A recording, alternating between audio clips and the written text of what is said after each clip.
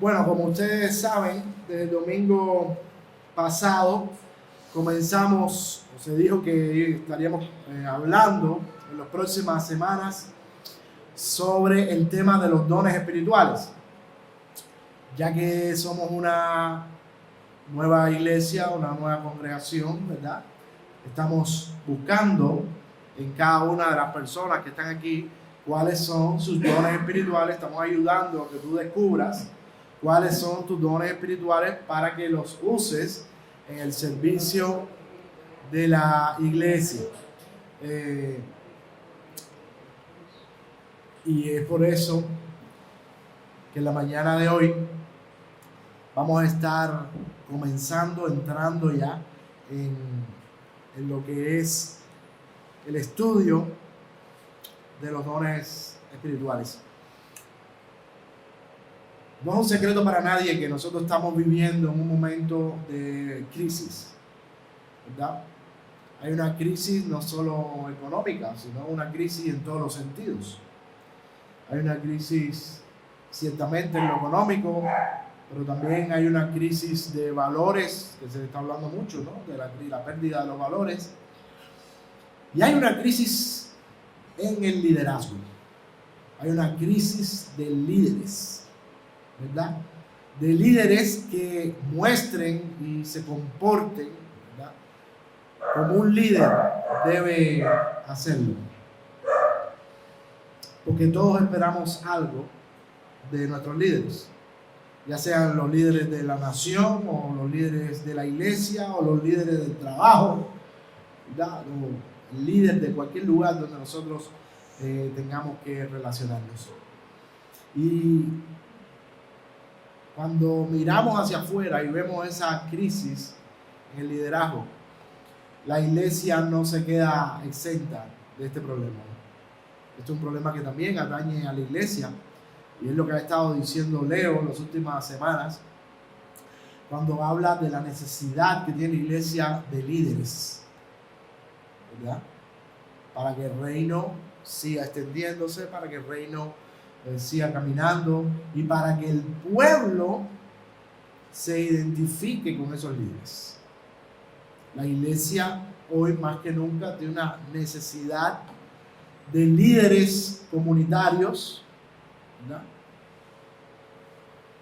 que son personas, hombres y mujeres, que se identifican con el pueblo y que trabajan desde la iglesia para y con el pueblo. Y ciertamente estamos carentes, ¿verdad?, de personas así, o de gente que tenga este tipo de visión. Vamos a dejar ese texto ahí para que nos sirva como de referencia para lo que estamos hablando. Y cuando nos enfrentamos a este tema del liderazgo y queremos ver cómo es o cómo debería ser un líder, el mejor lugar donde pudiéramos buscar es en la palabra de Dios para ver qué tiene que decir la Biblia sobre el liderazgo.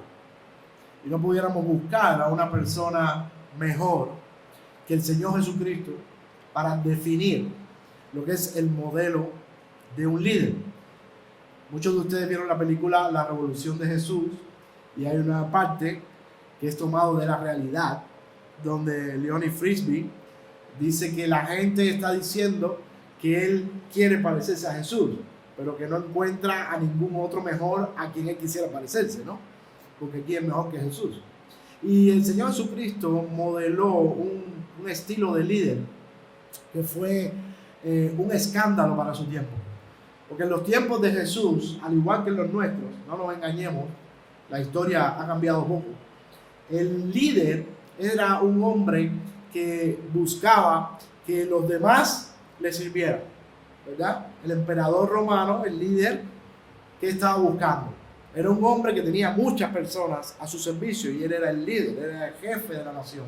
Y por lo general, en nuestro contexto, eso es lo que viene a nuestra mente cuando pensamos en un líder. Es alguien que tiene poder, que tiene autoridad, que tiene posición y que tiene a un montón de gente que le sirve, ¿verdad? Que trabaja para él, que vive para él. ¿No es así? ¿No? Sin embargo, el modelo del Señor Jesucristo es totalmente contrario. Y Él trajo esto a la historia cuando el mundo entero funcionaba así. De hecho, el apóstol dice que los líderes se enseñorean de las naciones, ¿verdad? Ejercen señorío sobre las naciones. Pero en el caso del Señor Jesucristo no es así, sino que Él es un modelo de líder que los teólogos llaman el líder siervo, el líder esclavo. El Señor Jesucristo trajo un modelo de liderazgo en el que el líder existe para servir a los demás. La función, la misión, la visión del líder, según el Señor Jesucristo mismo lo hizo, es de uno que vive para servir a los demás. Ese es su trabajo, esa es su función. De hecho, él mismo dijo que él no había venido para ser servido, sino para servir, y no se quedó ahí, y dar su vida en rescate por muchos. ¿Te imaginas ese modelo de liderazgo? Por eso dice Santiago, Leo lo tuvo en el sermón pasado, dice Santiago ahí en su carta: no os hagáis maestros, líderes, muchos de vosotros, sabiendo que recibiréis mayor condenación. Porque en la Biblia el modelo para el líder es el que sirve. Así que debemos valorar nuestras motivaciones cuando nosotros queremos ser líder de algo en la iglesia de Cristo o fuera de la iglesia de Cristo. Porque el modelo de Cristo para un líder es alguien que sirve a los demás, alguien que se dedica a los demás, alguien que cuida de los demás, alguien que está pendiente de los demás, que busca el bien de los demás, no perfectamente, pero sí progresivamente, ¿verdad? Y quiero que tengamos esto en cuenta a lo largo de esta serie de sermones, que no sabemos ni cuánto va a durar, porque aquí hay mucha tela por donde cortar y queremos tratar bien este tema para dejarlo bien claro en cada uno de ustedes, para que puedan entender cómo funciona la iglesia en cuanto al liderazgo, en cuanto a los dones. Es importante tener claro esto. En Cristo, líder es sinónimo del que sirve.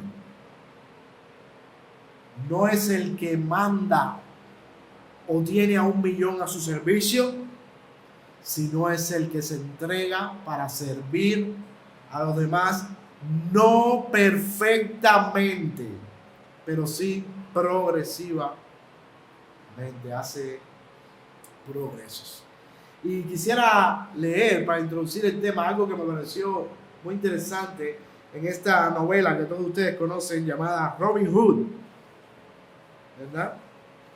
Esta es una novela muy interesante, muy bonita. Y estas son las palabras de Robin Hood cuando él finalmente es elegido como el líder, ¿no?, de los forajidos, aquellos de Sherwood, de los forajidos que luchaban, que estaban oprimidos por el príncipe Juan, y se van al bosque a vivir. Y Robin Hood se encuentra, bueno, primera, que él es el líder de aquel movimiento. Y estas son las palabras de Robin Hood, de Robert de Locksley. Dice, mira qué interesante, dice: ya tengo una banda de hombres juramentados para seguirme, que me esperan en la selva frondosa. Todos somos compañeros y hermanos. Y aunque ellos me han escogido para que sea su jefe y su rey, no porque yo soy, no por derecho ni conde, ni simplemente porque tengo el don de una mano firme y un ojo claro, y por eso puedo tirar una flecha más lejos y más certera que muchos hombres, sino porque uno de nosotros tiene que gobernar, y yo vengo de una raza de gobernantes en su caso, aunque ahora no somos todos más que esclavos de nuestros amos normandos. Ya yo no soy Roberto Fitzwood, conde de Huntington, sino el simple labrador de Locksley, ya que los hombres llaman Robin Hood. Pero mis amigos de Sherwood me han elegido rey, y seré un rey en Sherwood. Mi primer cuidado será para mis seguidores, pero nuestra primera preocupación será por la justicia y la compasión. Escucha lo que dice Robin Hood. Y hay dos cosas interesantes que nos pueden ayudar. Él dice que él es un líder no porque tenga más capacidad de muchos, sino porque alguien tiene que gobernar. Pero que su gobierno estará basado en cuidar a sus hermanos y hermanas y en buscar la justicia y la compasión para ellos. Y esto está muy a tono con lo que nosotros vamos a ver en esta mañana, o comenzar a ver en esta mañana, lo que es un líder de la iglesia. Y el texto que nos va a servir como base se encuentra ahí en 1 Timoteo, capítulo 3, versículos del 1 al 13.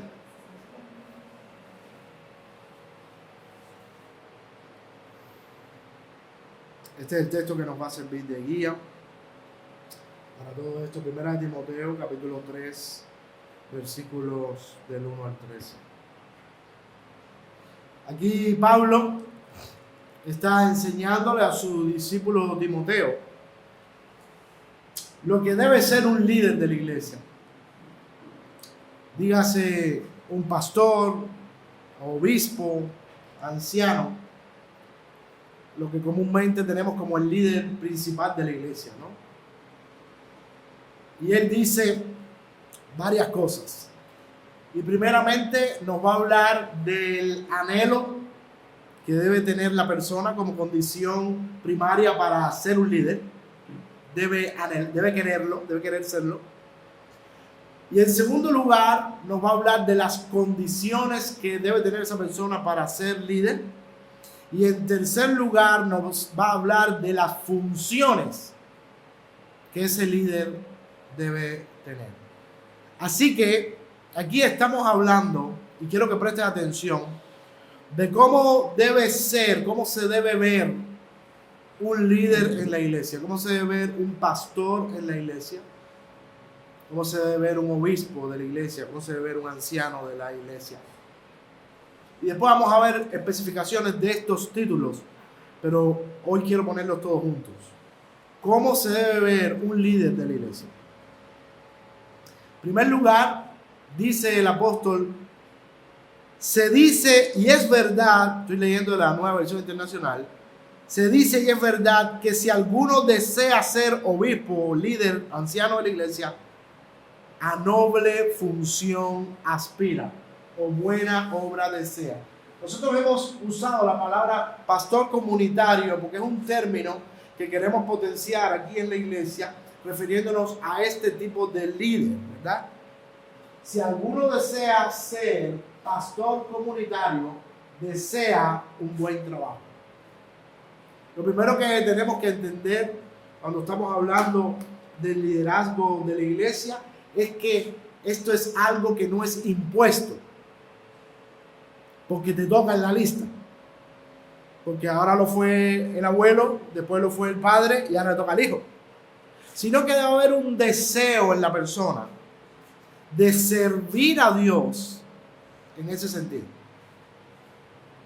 Lo que debe mover a alguien a desear ser un líder de la iglesia no es el deseo de tener poder, sino el deseo de poder servir a otras personas de una manera más amplia, porque es un líder. Y se supone que maneja más recursos, que maneja más influencias. Y como tiene todo eso, puede servir mejor a los demás. Pero primero debe desearlo. Conocí en España a un pastor que constantemente él estaba diciendo que él no quería ser pastor. Y que estaba loco porque se levantaran otros pastores en la congregación para él poder dejarlo. Y yo le dije en varias ocasiones, le harías un gran favor a esta iglesia si te retiraras ya. Porque si tú no deseas ser un líder, si para ti es una carga muy pesada, si para ti es un engorro, tú no debes estar en ese puesto, porque la condición primera de este texto, que es el texto por excelencia cuando se va a hablar del liderazgo, es que la persona debe desearlo. Así que si estás pensando en convertirte en un líder de la iglesia, primero tienes que ver cuál es tu motivación para tener ese deseo. ¿Por qué quieres ser lo que quieres ser? ¿Qué es lo que te motiva? ¿Qué es lo que te mueve? ¿Es un deseo de servir a los demás o es una ambición personal? ¿O es el anhelo de estar, según tú, en un puesto de gran responsabilidad y de gran influencia para la congregación y para la comunidad? ¿Qué es lo que te mueve? Pablo dice que es una buena obra o un buen trabajo. Y esto es algo que nos da o nos arroja una luz adicional al hecho de ser un líder de la iglesia, al hecho de ser un pastor en la iglesia. Para muchas personas, durante mucho tiempo, ser pastor no era un trabajo. Para muchas personas hoy, cuando ven a los pastores, piensan que son personas que no trabajan. De hecho, hay un cuento de una niña que está en la escuela y la maestra le está preguntando a todos los niños qué cosa es su papá. Y uno dice, bueno, mi papá es médico, otro dice, mi papá es policía, otro dice, mi papá es arquitecto, mi papá tiene una MIPYME, mi papá, bla, bla, bla. Y cuando llega la hija del pastor y dice, no, mi papá no trabaja, él es pastor. Mi papá no trabaja. Yo espero que Abigail no diga eso nunca. Porque dice la escritura que esto es un trabajo, es una obra. El que anhela obispado, el que anhela ser pastor, el que anhela ser un líder, anhela un buen trabajo. Es un trabajo. Y es un trabajo que consume. En 1 Tesalonicenses, capítulo 5, Pablo le dice a la iglesia de Tesalónica que deben honrar a sus pastores porque ellos trabajan, y en griego dice, hasta estar extenuados con la iglesia. Dice que ellos, y hay algunas traducciones que dicen que sudan, dando la implicación de un trabajo físico fuerte a un hombre que parece que no tiró una piedra, que solo se para y habla aquí el domingo. Pero para los que han conocido lo que es el ministerio pastoral o los que han estado cerca de un pastor trabajando, saben de lo que estamos hablando. Saben del trabajo, el cansancio, el desgaste que implica ser un pastor. ¿Por qué? Porque tú tienes a cargo tuyo a mucha gente. Y más aún, en nuestra visión, tienes a cargo a toda una comunidad. Porque no nos consideramos aquí en esta iglesia pastores de la iglesia solamente, sino pastores de la comunidad, porque servimos a todos. Vivimos para servir a la comunidad donde nosotros vivimos. Así que si alguien, y ahora vamos a ver un poquito más adelante que el ministerio pastoral está designado para los hombres solamente. Si algún hombre aquí está pensando en su cabecita en ser pastor, ser un líder de la iglesia, un obispo, un anciano, debe tener estas cosas claras. Desea una buena obra, pero es un trabajo arduo, es un trabajo agotador, es un trabajo extenuante. Esta es la primera cosa que nosotros tenemos que ver. El deseo que debe tener la persona para desear ser un líder de la iglesia, y debe valorar que es un trabajo arduo y que su motivación debe ser servir a los demás. Pero ahora bien, en segundo lugar, Pablo le enseña a Timoteo que no basta solo con que tú quieras. No basta solo con que tú quieras, porque entonces estaríamos dejando la función de líder a una sola parte. Yo quiero, yo lo deseo, y yo entro y lo hago, ¿no? De cualquier manera. Pero aquí hay una condición para ser un pastor. Dice, el que desea ser pastor, obispo, líder de la iglesia, buena obra desea, pero es necesario, aquí no dice eso, no miren más para ahí, pero es necesario que, y a partir de ahí, Pablo le va a dar a Timoteo, que es un pastor que va a buscar a otros pastores para las demás iglesias, va a establecer pastores, las condiciones que deben tener esas personas que quieren ser pastores. O por lo menos cómo debe lucir la persona, cómo debe verse.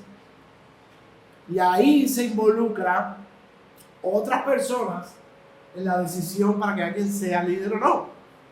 Porque si es necesario que sea, alguien tiene que decir si lo es. No es algo unilateral.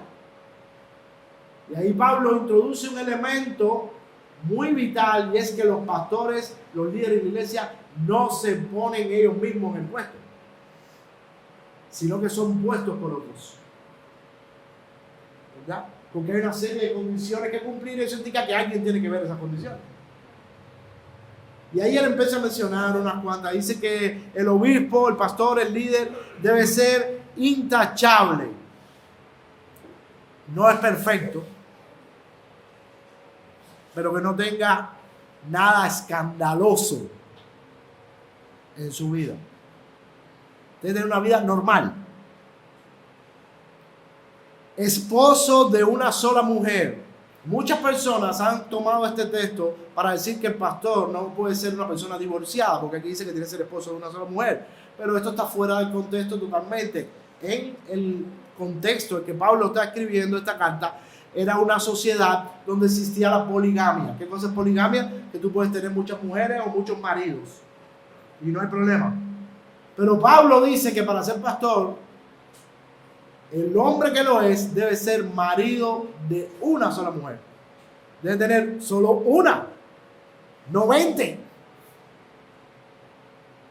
Entonces por eso es bueno aclarar que no es como muchas veces han pensado mucha gente, que tiene que ser una persona que no se haya divorciado nunca.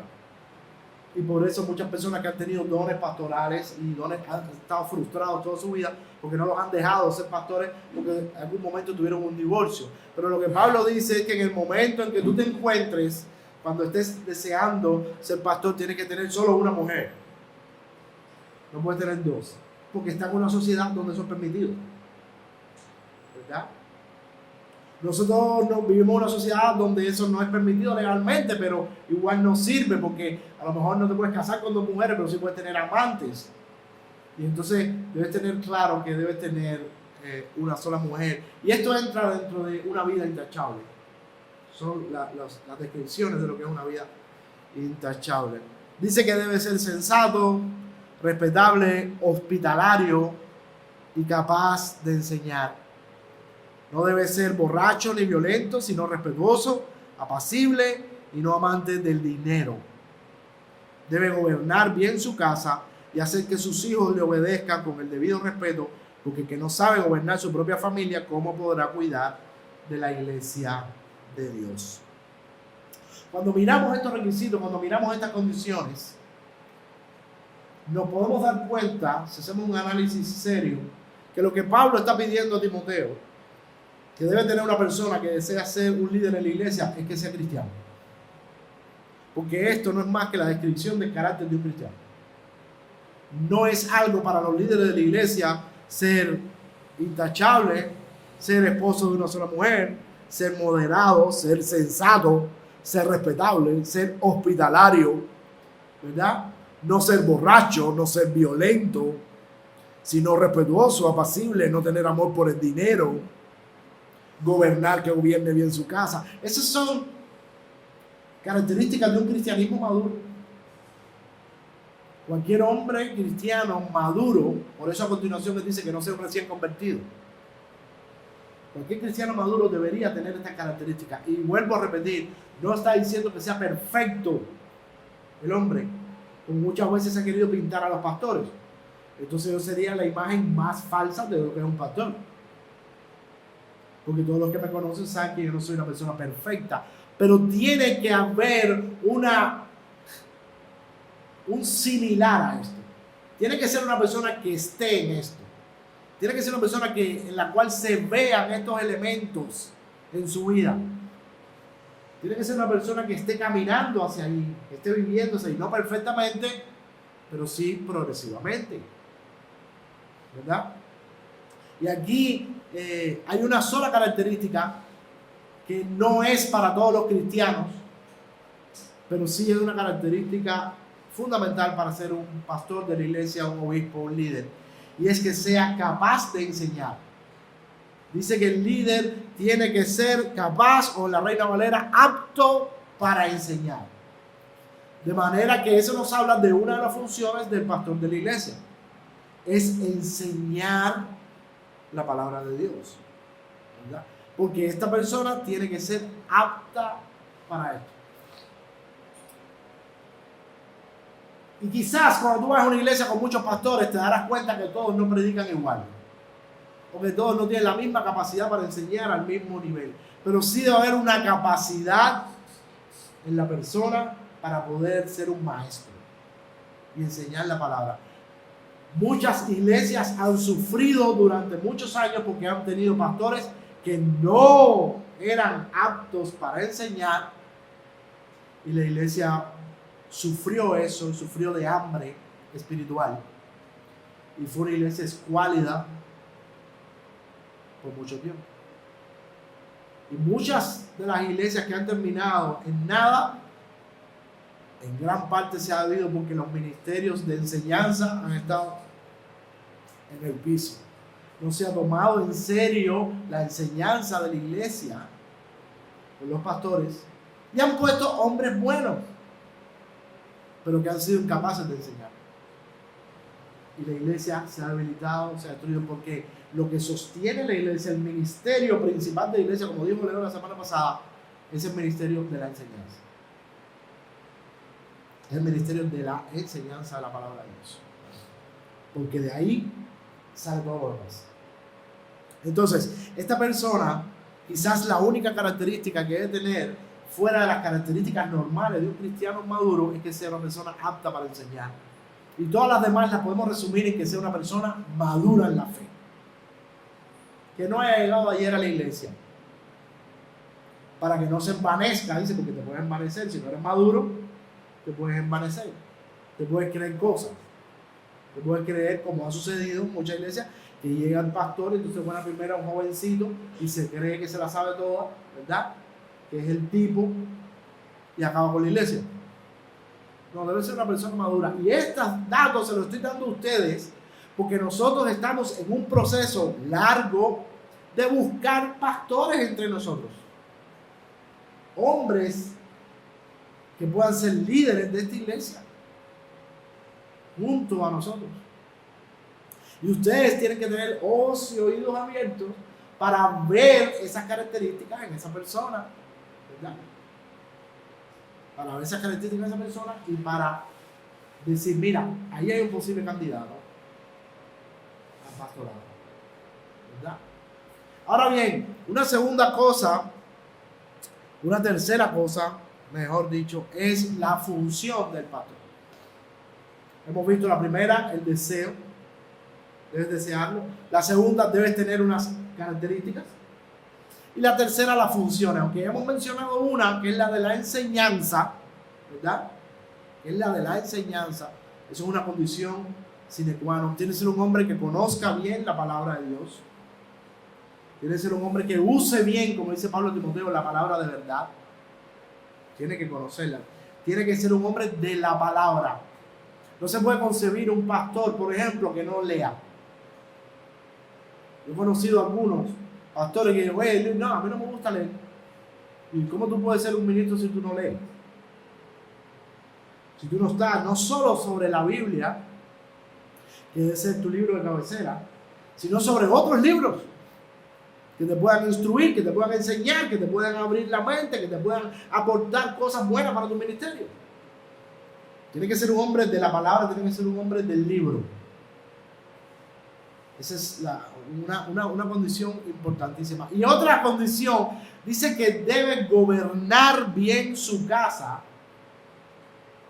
Porque si no gobierna bien su casa, ¿cómo gobernará a la iglesia de Dios? Y esto es algo súper importante. No puede tener una familia desastre. Es decir, él no puede ser un tipo que en su casa su opinión no cuenta. Que nadie lo respete. Que no tenga nada que decir. Que su casa sea un desastre. Que no provea para su casa. Eso es gobernar bien.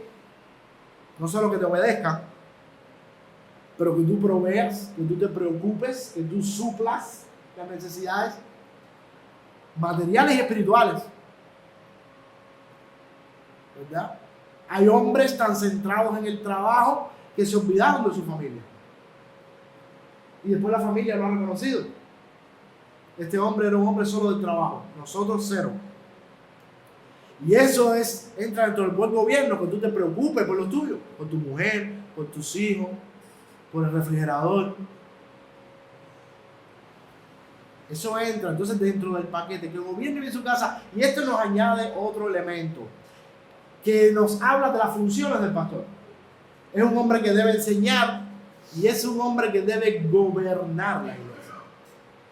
Dice que gobierne bien su casa, porque el que no sabe gobernar su casa, ¿cómo gobernará la iglesia de Dios? Y aquí vamos a romper un mito, y esto es importante para que sepamos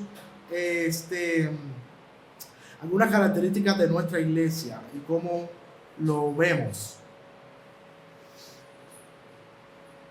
En la carta del apóstol Pablo, ahí mismo Timoteo, pero el capítulo 5, él le dice que los líderes que gobiernan bien los asuntos de la iglesia, los líderes que gobiernan bien los asuntos de la iglesia, bla, bla, bla, bla. Muchas personas los que aquí han estado relacionados con algunas iglesias, que vienen de otras iglesias, han estado muy familiarizados con un tipo de gobierno que se llama el gobierno congregacional, que es que la iglesia se gobierna a ella. Hace una asamblea y entonces la iglesia decide qué es lo que va a hacer, ¿no? Por ejemplo, vamos a dar un ejemplo tonto. Tenemos que quitar esta pared para que haya más espacio. Entonces se hace una reunión. Yo pienso que hay que quitar la pared. Y los líderes de la iglesia piensan que hay que quitar la pared. Pero se hace una reunión en la iglesia y le dice a la iglesia, ¿ustedes creen que hay que quitar la pared? Y la iglesia dice sí o no, votando con la mano levantada. Y se hace lo que dice la iglesia. Y eso se llama una democracia. Pero la palabra de Dios nos enseña aquí que no es la iglesia la que se gobierna. Son los líderes de la iglesia los que gobiernan la iglesia. Ahora, ellos deben hacerlo bien. Ellos deben hacerlo sin violentar la iglesia. Ellos deben hacerlo sin enseñorearse, como dice Pedro de la iglesia. Pero Dios ha puesto los líderes de la iglesia para gobernar la iglesia. Y eso lo vemos a lo largo de toda la Biblia. Muchos dicen, la iglesia es una democracia. Y nosotros decimos, no, la iglesia no es una democracia. La iglesia es una teocracia. Dios manda, nosotros obedecemos. Y Dios dice que son los pastores, los obispos, los presbíteros, los que gobiernan la iglesia. Como en un país. ¿Tú te imaginas que para comprar un contenedor de café, el gobierno del país debería hacer una reunión nacional con todos los ciudadanos de Cuba para decirle si compramos ese contenedor o no? Claro que no. ¿Qué sucede? El gobierno sabe que necesita café, compra café y se lo vende a usted. Y nosotros no participamos en eso, nosotros participamos del café. Pero no de la decisión si compramos el contenedor o no. Los que hemos estado en iglesias así con gobierno congregacional sabemos por experiencia, hemos estado en el liderazgo, que eso es un desastre. Hemos visto barbaridades en una junta de negocios, en una reunión de iglesia, a la hora de decidir de qué color pintamos una pared. Un desastre.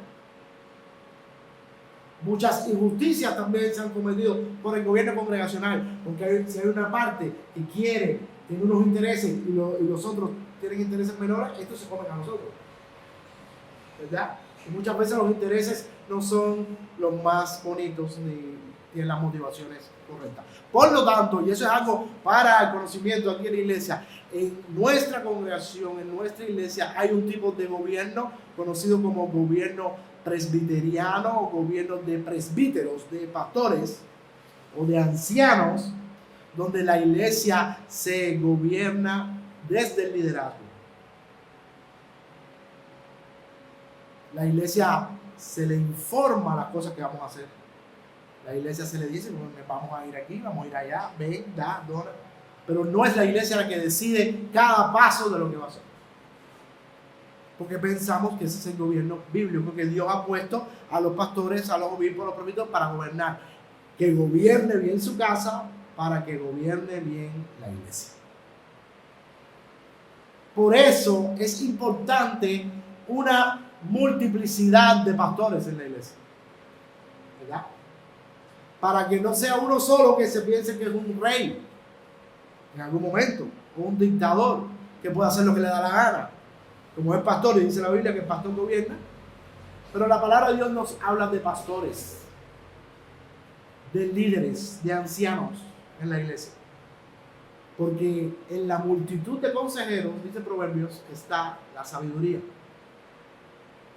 Por eso nuestra iglesia está procurando tener un grupo de ancianos, dígase líderes, pastores comunitarios, hombres y mujeres, visto, hombres y mujeres, desde donde se puedan tomar decisiones desde el grupo de liderazgo de la iglesia, del grupo de líderes, para que no sea una sola persona tomando decisiones. Y ahora tú me preguntarás, bueno, ¿y cómo lo has hecho hasta ahora? Porque aquí no hay un grupo de pastores. Bueno, hasta ahora lo que he hecho es tomar a los diáconos de la iglesia y algunas otras personas y conversar con ellos las ideas, los proyectos, las cosas que he pensado que deberíamos hacer, y hemos llegado a un consenso juntos. No son oficialmente pastores, no son oficialmente ancianas, no son pastores comunitarios, pero hemos buscado el consenso con el liderazgo, con el núcleo central del liderazgo de la iglesia. Un asunto más. Además de gobernar la iglesia, aquí dice que la iglesia también tiene una relación con el pastor, con los líderes. El otro día un hermano me preguntaba, ve acá, ¿de dónde se supone que cobren los pastores? Porque estás aquí el día entero. Este es tu trabajo. ¿De dónde se supone que cobren? Y yo dije, bueno, dice la Biblia que los pastores deben recibir sus salarios de parte de la iglesia que pastorean. Dice aquí, los líderes que dirijan bien los asuntos de la iglesia son dignos de doble honor, y la palabra ahí griega es de doble salario. Especialmente los que dedican sus esfuerzos a la predicación y a la enseñanza, pues la escritura dice, no pondrás bozal al buey mientras está sacando el grano, y el trabajador tiene derecho a su salario. De manera que la iglesia tiene una responsabilidad hacia los pastores, y es de sostenerlos. Aquí no tenemos eso todavía, porque estamos en una iglesia pequeña y no hemos querido poner ese peso sobre la iglesia, sino que otros hermanos proveen de ayudas para nosotros mensualmente y así vivimos con las ayudas de otros. Pero el modelo bíblico es que la iglesia se encargue de sus líderes, que la iglesia se encargue de sus pastores. Pablo dice que ningún soldado va al servicio militar pagándose él mismo los gastos, ¿verdad? Cuando tú vas al servicio militar, ¿qué hace el ministerio de las Fuerzas Armadas? Te da todo para que tú le sirvas. Del mismo modo, es la relación que la iglesia debe tener con los pastores. Y es interesante porque dice aquí, los que gobiernen bien, los pastores que gobiernen bien, sean tenidos por dignos de doble salario, mayormente los que se dedican a la enseñanza y a la predicación. Y aquí volvemos sobre la funcionalidad de los pastores y la diversidad de funciones. Dicen los pastores que gobiernen bien. De manera que ahí nos está dando un elemento de función del pastor. Gobierna, dirige. Pero después dice mayormente los que se dedican a enseñar y predicar. Y aquí vemos otra área del pastorado, que es la enseñanza y la predicación. De manera que lo que estamos diciendo aquí es que los pastores, según la Escritura, tienen dos funciones fundamentales. Una, gobernar la iglesia, y otra, enseñar y predicar. Por eso en algunos modelos de iglesia hay dos tipos de pastores. Y se le llaman los pastores gobernantes y los pastores maestros. Hay gente que se dedica, pastores que se dedican más a los asuntos administrativos de la iglesia. Hay otros pastores que se dedican más a la enseñanza. Hay una particularidad en el ministerio pastoral que vamos a dejar para la semana que viene, y es un término que nosotros tenemos que empezar a tratar aquí, que es el término obispo. Seguramente has oído mencionar esa palabra mucho por nuestro contexto, ¿verdad? Un obispo. Y tienes metido aquí la Iglesia Católica, el obispo. Pero la Biblia nos enseña cosas muy interesantes sobre esta función de pastorado. El que es obispo. El obispo es un pastor, número uno, pero tiene una función especial dentro de la comunidad. Y eso lo vamos a dejar como un tráiler para la semana que viene. Y lo vamos a dejar junto con un texto. Fíjate lo que le dice Pablo a Tito aquí, en la epístola de Pablo, el apóstol Pablo al obispo Tito. Dice, por esta causa te dejé en Creta. Creta es una isla griega.